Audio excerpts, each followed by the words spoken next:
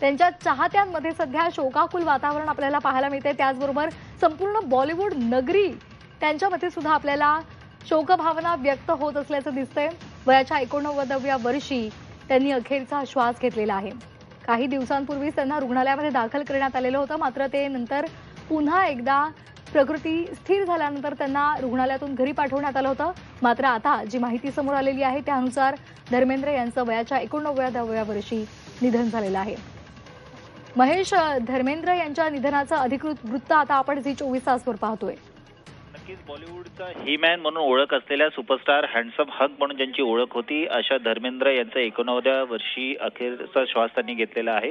गेल्या काही दिवसांपासून प्रकृती अस्वास्थ्यामुळे धर्मेंद्र यांच्यावर मुंबईतील ब्रिज कँडी रुग्णालयामध्ये उपचार सुरू होते। तब्येत खालावल्यामुळे धर्मेंद्र यांना साधारणतः 12 दिवसांपूर्वी रुग्णालयात दाखल करण्यात आलेलं होतं आणि त्यांची प्रकृती नाजूक असून त्यांच्यावर त्या ठिकाणी व्हेंटिलेटरवर उपचार करण्यात येत होते। मात्र त्यानंतर त्यांना डिस्चार्ज देण्यात आला। तेव्हापासूनच ते घरी उपचार घेत होते, पण अखेर त्यांची मृत्यूशी जी झुंज होती ती अपयशी ठरलेली आहे।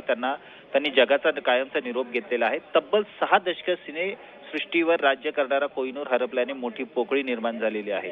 धर्मेंद्र यांच्या निधनानं अख्खं बॉलिवूड शोक सागरात बुडालेला आहे।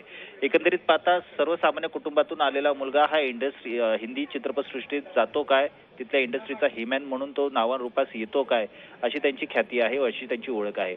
धर्मेंद्र यांचा जन्म 8 डिसेंबर 1935 रोजी ब्रिटिश भारतातील पंजाब मधील लुधियाना जिल्ह्यातील नरसाली या गावी झालेला होता। आपल्यापैकी अनेकांना ठाऊकच नसेल, पण त्यांचं खरं नाव हे केवल कृष्ण देओल असं आहे। पण त्यांनी चित्रपटसृष्टीत आल्यानंतर स्वतःची एक वेगळी ओळख निर्माण व्हावी म्हणून धर्मेंद्र हे नाव त्यांनी धारण केलेलं होतं।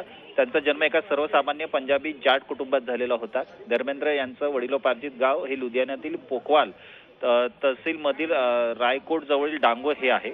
धर्मेंद्र यांनी त्यांच्या सुरुवातीचं आयुष्य सहनेवाल गावात घालवलं होतं। लुधियानामधील लालटन कलान येथे सरकारी वरिष्ठ माध्यमिक शाळेत त्यांनी शिक्षण घेतलेलं होतं। त्यांचे वडील हे गावातीलच शाळेचे मुख्याध्यापक होते। महेश, मी आपल्याला थोडंसं थांबवते। आपल्यासोबत फोनच्या माध्यमातून जोडले गेलेले आहेत चित्रपट समीक्षक गिरीश वानखेडे। गिरीश सर,